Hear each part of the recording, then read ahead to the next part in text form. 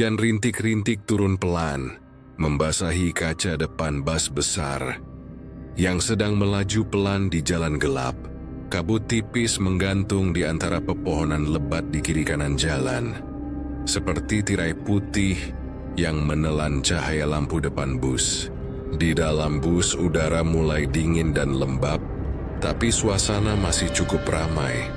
Anak-anak SMA Bakti Nusantara yang baru pulang dari acara wisata sekolah di Pantai Plengkung masih sibuk bercanda, menyanyi, dan tertawa, seolah lupa kalau mereka sedang melewati salah satu kawasan paling angker di Banyuwangi, Alas Purwo. Jam di dashboard bus menunjukkan pukul 8:45 malam. Rombongan seharusnya sudah keluar dari hutan sejam yang lalu. Tapi sopir mereka, Pak Slamet, memilih jalur tengah karena katanya jalur utama sedang ditutup. Jalur tengah itu lebih sempit, jarang dilewati orang, dan katanya menyimpan banyak cerita. Katanya kalau lewat Alas Purwo nggak boleh ngomong sembarangan, bisik Winda, siswi berhijab yang duduk dekat jendela. Tatapannya nggak lepas dari luar. Tempat bayangan pepohonan bergerak seperti sosok-sosok tinggi di balik kabut. Itu cuma cerita orang buat nakut-nakutin, jawab Dika dengan santai sambil nyender di kursi. Aku udah pernah lewat sini waktu kecil, nggak ada apa-apa kok. Tapi dua teman mereka, Raffi dan Nando, justru malah makin iseng. Mitos apaan sih? Katanya nggak boleh selfie juga ya? Ntar malah aku live di TikTok, Explore Alas Purwo Challenge, kata Raffi sambil ngeluarin HP-nya dan nyalain kamera. Wih jangan, serius deh jangan. Winda langsung nyeletuk, tapi Raffi cuma ketawa. Dia buka kamera depan, posisikan wajah mereka bertiga, dan jepret. Blitz kamera menyala memantul ke kaca bus, tapi di layar HP-nya terlihat samar. Di belakang kepala mereka, ada bayangan hitam tinggi, berdiri diam di barisan kursi belakang. Rambutnya panjang, mukanya nggak kelihatan. Itu apaan di belakang? Tanya Dika sambil ngeliat layar. Mungkin bayangan lampu doang. Nih, lihat aja, nggak ada apa-apa kok. Raffi menoleh ke belakang, kursi kosong. Tapi entah kenapa udara di dalam bus terasa turun beberapa derajat lebih dingin. Beberapa menit kemudian, suasana mulai aneh. Bus berguncang pelan, seperti lewat jalan berlubang. Tapi suara mesin tiba-tiba terdengar berat, seperti tersedah. Pak Slamet langsung menurunkan volume musik dari tape. Loh, ini kenapa ya? Gumamnya mencoba menekan pedal gas beberapa kali. Bus tersendat lalu berhenti total. Lampu kabin berkedip-kedip dan akhirnya padam gelap total. Suara tawa siswa langsung menghilang. Hanya terdengar napas mereka yang mulai cepat dan suara detak hujan yang menimpa atap bus. Pak Slamet, kenapa busnya? Tanya Bu Rina, guru pendamping, dengan nada sedikit tegang. Kayaknya mesin panas, Bu. Tak cek dulu bentar ya. Jawabnya sambil mengambil senter dan turun dari bus. Dari dalam, beberapa siswa menempelkan wajah mereka ke kaca. Cahaya senter Pak Slamet terlihat menyorot ke bawah, menyapu aspal yang basah dan berlumpur. Tapi tiba-tiba, di pantulan kaca bus bagian belakang, Winda melihat sesuatu. Bu Rina, suaranya bergetar. Itu, di belakang Pak Slamet. Bu Rina yang duduk di bangku depan menoleh. Maksud kamu apa? Winda menunjuk ke jendela. Itu, tinggi banget, rambutnya panjang. Bu Rina langsung berdiri dan mendekat. Tapi begitu dia menatap keluar, nggak ada apa-apa. Cuma hutan gelap dan senter Pak Slamet yang terus bergerak-gerak di tanah. Sudah, jangan ngarang, Winda. Itu cuma bayangan pepohonan. Winda diam. Tapi tangannya gemetar, karena dia tahu betul, bayangan tadi bukan bayangan pohon. Ia melihatnya jelas. Sosok kurus tinggi dengan rambut panjang, berdiri di belakang Pak Slamet menunduk. Seperti sedang mengintip, beberapa detik kemudian terdengar suara ketukan dari sisi bus. Tok, tok, tok. Awalnya pelan. Semua menoleh ke arah jendela. Tok, tok, tok. Kali ini lebih keras. Raffi menelan ludah. Itu. Siapa yang di luar? Burina langsung berdiri tegak. Jangan ada yang ngomong, jangan buka jendela. Ketukan itu berhenti. Tapi kemudian terdengar suara langkah pelan mengitari bus. Suara ranting patah. Seolah-olah ada yang jalan mengelilingi mereka. Tapi tak pernah terlihat. Dari luar Pak Slamet buru-buru naik lagi, wajahnya pucat pasi. Bu, ayo baca doa aja. Jangan ada yang keluar. Saya juga enggak ngerti ini gimana. Raffi menatap kaca depan. Di ujung jalan terlihat samar-samar seperti ada lampu kecil, warna oranye, berkedip di antara pepohonan. Itu mobil lain ya? Tanyanya lirih. Tapi Pak Slamet langsung menggeleng. Enggak, itu bukan lampu kendaraan. Dari tadi cuma ada kita di jalan ini. Udara di dalam bus makin dingin. Napas mulai terlihat seperti uap. Lampu kecil di atas kursi sopir nyala sebentar, lalu mati lagi. Dan di tengah kegelapan itu, dari arah luar tiba-tiba terdengar suara lirih. Seperti bisikan banyak orang bersamaan. Pelan, serak, tapi jelas. Kenapa kalian berhenti di sini? Satu bus langsung hening. Tak satu pun berani bersuara. Burina menunduk, membaca doa dalam hati. Winda mulai menitikkan air mata, sementara Raffi menggenggam HP-nya erat-erat. Tapi layarnya tiba-tiba berkedip sendiri, menampilkan foto selfie mereka tadi. Dan kali ini bayangan di belakang mereka sudah tidak hanya satu. Malam itu terasa berjalan sangat lambat. Lampu bus berkedip setiap beberapa menit, menampakkan bayangan kursi kosong yang seolah bergerak. Di luar angin membawa aroma tanah basah bercampur bau hangus yang entah datang dari mana. Tak ada yang berani bicara lagi malam itu, karena setiap kali mereka mencoba berbisik, suara dari luar seolah menjawab, "Diam." Dan setiap kali bus bergoyang pelan, mereka semua tahu sesuatu sedang berjalan di sekeliling mereka. Sekitar jam 11 malam, suasana di dalam bus sudah benar-benar mencekam. Lampu yang tadinya nyala mati kini padam sepenuhnya, menyisakan hanya cahaya redup dari senter kecil di tangan Burina. Angin dari luar makin dingin, seperti hembusan napas yang menembus kulit. Aroma tanah basah bercampur bau anyir tercium samar. Dan entah dari mana asalnya, semua orang diam, bahkan suara jangkrik pun sudah tidak terdengar lagi. Hanya bunyi detak jarum jam dari HP seseorang yang seolah jadi pengingat.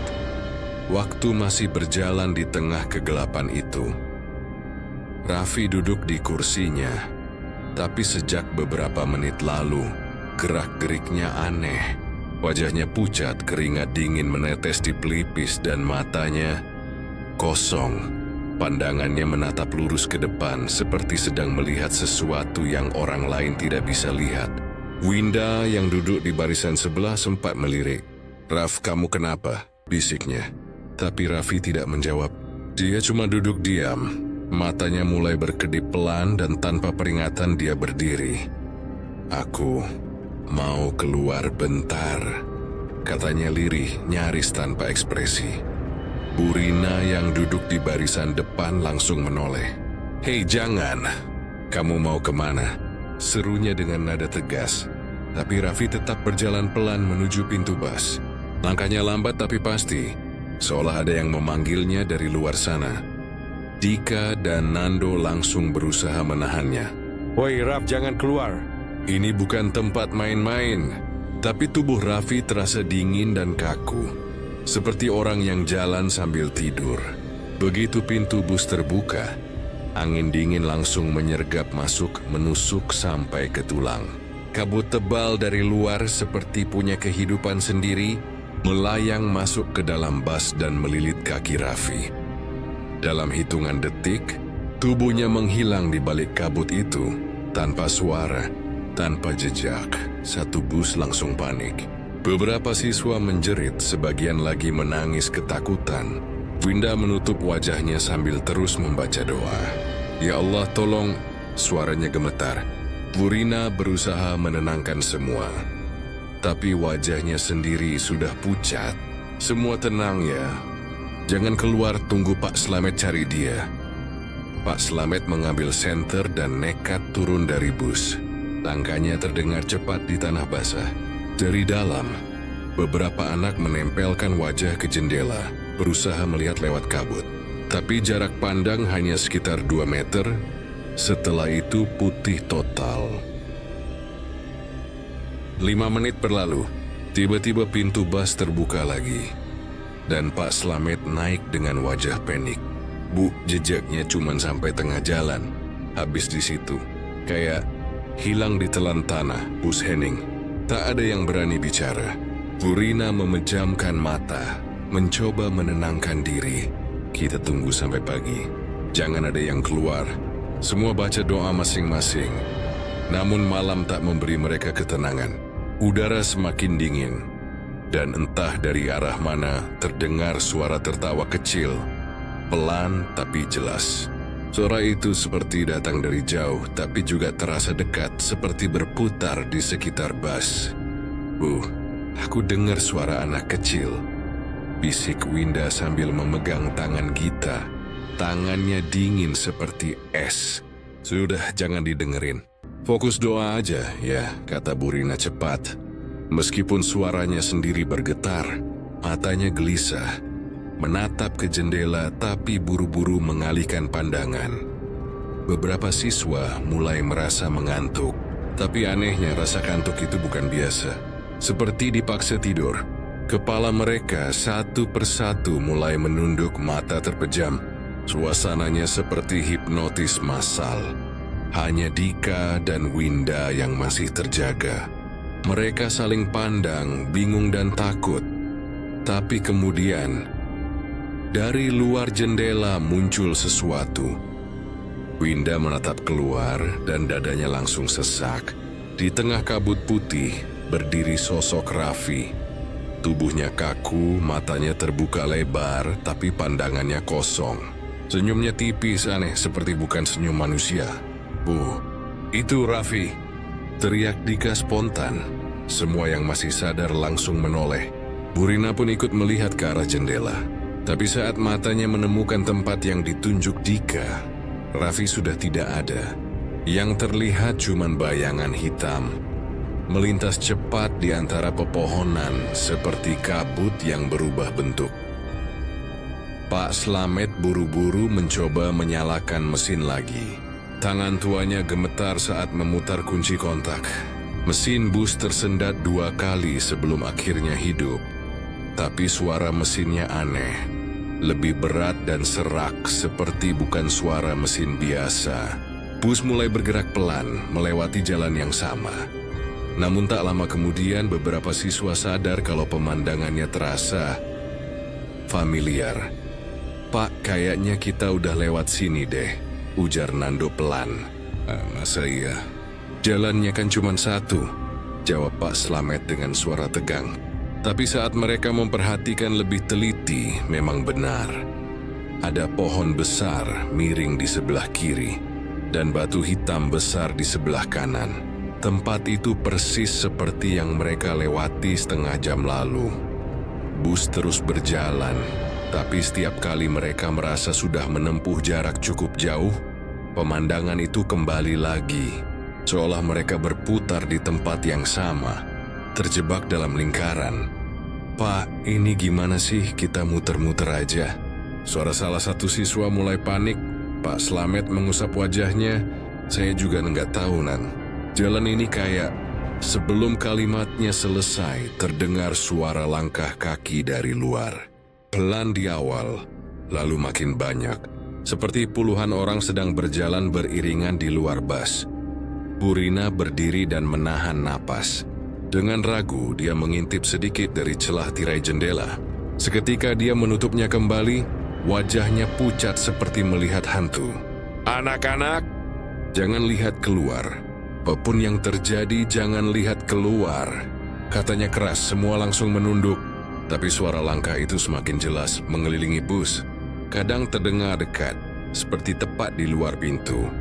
Lalu menjauh lagi. Di sela suara langkah itu tiba-tiba terdengar lantunan adzan. Tapi suaranya tidak wajar. Nadanya melengking tinggi seperti bukan suara manusia. Lambat serak dan menggema di antara pepohonan. "Bu, itu adzan siapa?" tanya Gita dengan suara parau. Burina menutup mulutnya, menahan tangis. Jangan tanya apa-apa lagi. Fokus doa." Beberapa anak mulai gemetar hebat. Ada yang menangis, ada yang menutup telinga rapat-rapat. Dika menggenggam tangan Winda. Tapi Winda malah menatap lurus ke depan. Wajahnya kosong, pupil matanya membesar. "Win, kamu kenapa?" tanya Dika pelan. Tapi Winda hanya berbisik lirih, seperti orang tidur ngomong. Dia di luar, Raffi. Dia manggil aku." Dika langsung mengguncang baunya. Winda sedar, woy. Tapi Winda tiba-tiba tersenyum aneh. Dari luar jendela samar-samar terlihat sosok Raffi lagi. Kali ini lebih dekat, tangannya terangkat pelan. Seperti melambai memanggil seseorang keluar. Burina melihat itu dan langsung menutup tirai jendela rapat-rapat. Jangan lihat apapun di luar." Suaranya parau setengah menangis. Namun semakin mereka menutup diri, semakin keras suara-suara itu datang. Tawa kecil, langkah kaki, suara seperti orang memanggil nama satu persatu dari luar bas. "Winda, Dika, Gita." Suara itu pelan tapi jelas, seolah datang dari mulut orang yang mereka kenal. Pak Slamet memukul setir keras-keras. "Cukup, jangan main-main dengan kami. Kami cuma mau lewat." Tapi begitu suaranya menggema, bus langsung berguncang hebat. Seperti ditabrak sesuatu dari luar. Semua berteriak. Jalan itu hening. Suara langkah kaki berhenti. Hutan kembali sunyi. Hanya suara mesin bus yang terus berdengung pelan. Satu persatu, anak mulai tertidur lagi. Entah karena kelelahan, entah karena pengaruh sesuatu yang mereka tidak tahu. Tapi sebelum semuanya benar-benar terlelap, Gita sempat melihat sesuatu di kaca depan bus. Sekilas, refleksi samar. Sosok Raffi berdiri di depan bus, menatap mereka dari balik kabut. Wajahnya datar, matanya hitam legam, dan di belakangnya berdiri puluhan sosok lain, mengenakan seragam sekolah yang sama. Tapi wajah mereka pucat, kosong, dan membeku. Gita menjerit pelan, lalu pingsan di tempat. Malam itu, tak ada satupun yang berani bicara lagi. Karena di tengah kabut alas Purwo, suara mereka bukan satu-satunya yang bisa didengar. Fajar akhirnya datang. Cahaya keemasan menembus sela-sela pepohonan tinggi dan kabut perlahan menipis. Udara dingin yang semalam seperti membekukan tulang kini terasa lebih hangat. Burung-burung mulai terdengar, seolah hutan kembali bernapas setelah semalaman menahan sesuatu yang tak terlihat. Tapi bagi rombongan SMA Bakti Nusantara, pagi itu justru terasa lebih aneh dari mimpi buruk manapun. Bus mereka ternyata tidak berada di tengah hutan seperti yang mereka rasakan semalam.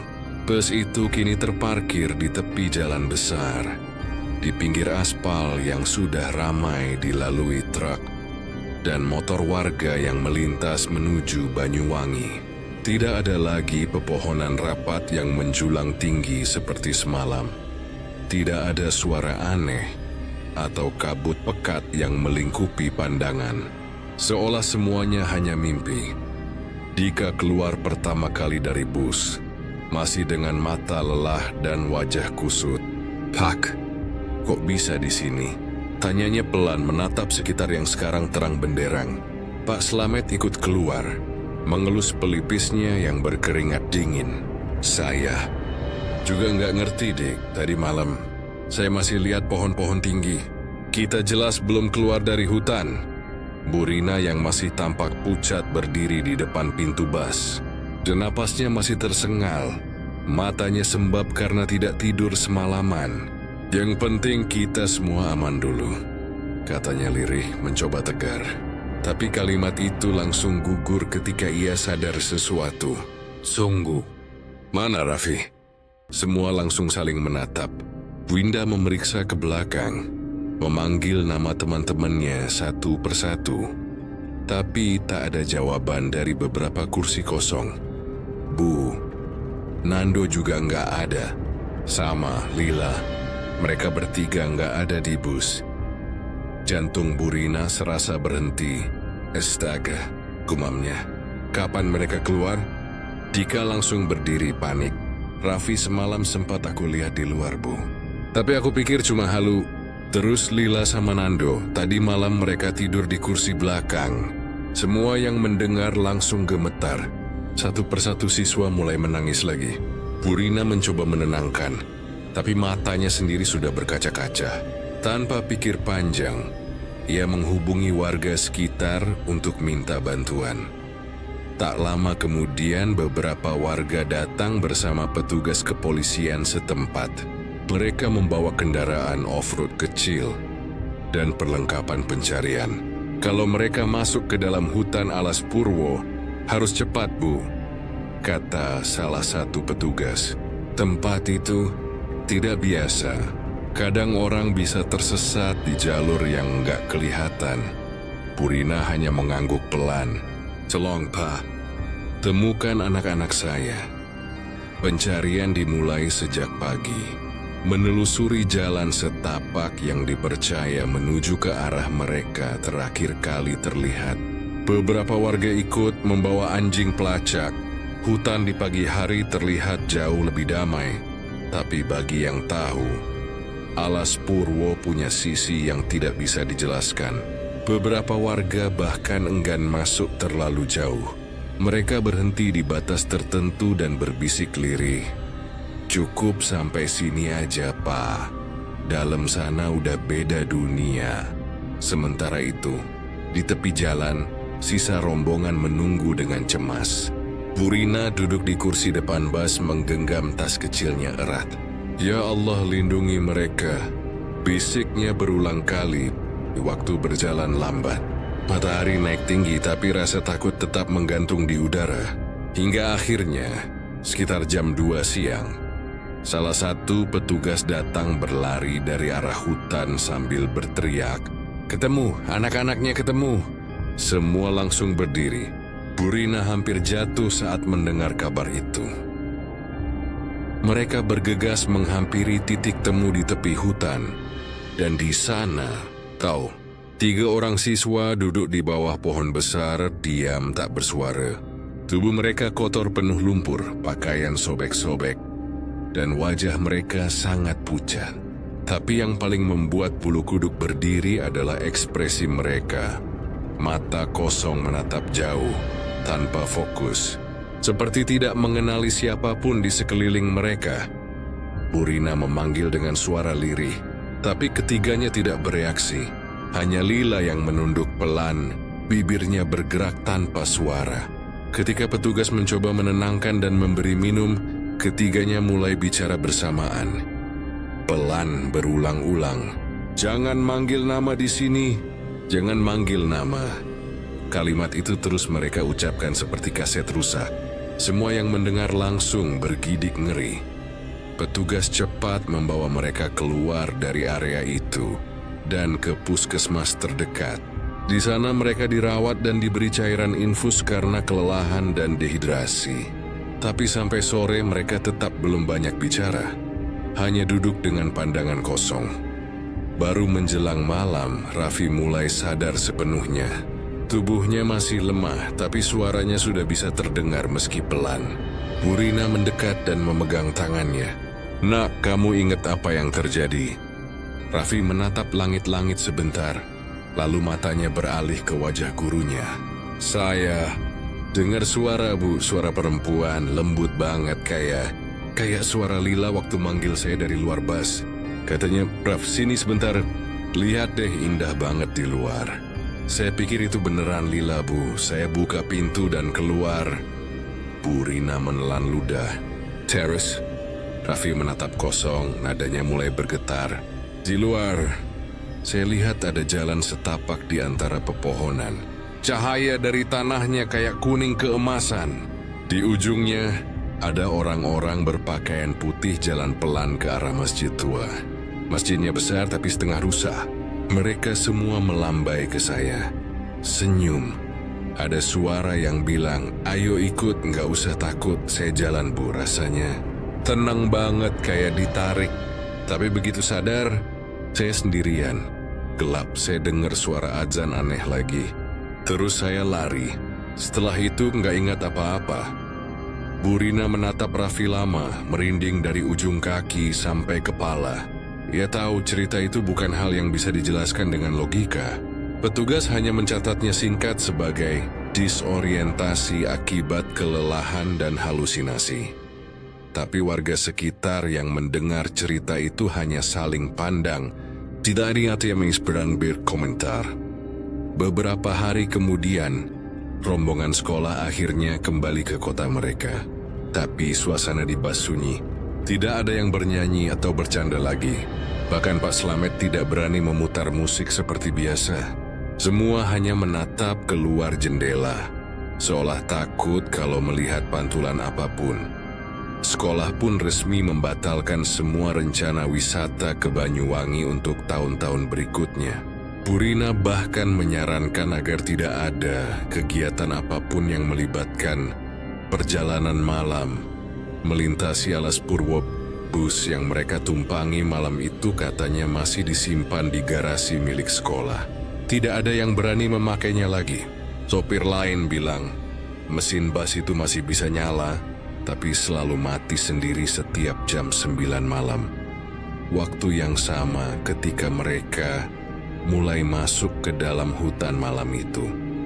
Dan yang paling menyeramkan, warga sekitar Alas Purwo kadang bercerita kalau malam-malam tertentu, terutama menjelang tengah malam, mereka melihat cahaya lampu bus menyala pelan di antara pepohonan. Bus itu tampak diam di tempat, dengan siluet anak-anak duduk di dalamnya, tertawa kecil seperti sedang bernyanyi. Beberapa sopir truk yang melintas pernah bersumpah, mereka melihat bus kuning dengan tulisan SMA Bakti Nusantara terparkir di pinggir jalan hutan. Tapi saat mereka mendekat, bus itu perlahan menghilang di telan kabut. Dan ada satu kisah lain yang menyebar di antara para sopir malam. Katanya kalau kamu nekat berhenti di jalur tengah Alas Purwo dan buka kaca mobil, kadang kamu bisa dengar suara-suara dari kejauhan.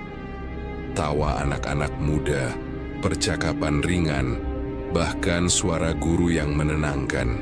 Seolah mereka masih di dalam perjalanan wisata, tak sadar kalau malam itu seharusnya sudah berakhir. Jangan panggil nama siapapun di sana, kata warga tua setiap kali ada orang lewat jalur itu. Karena kalau kamu panggil, bisa jadi yang jawab bukan orang yang kamu kenal.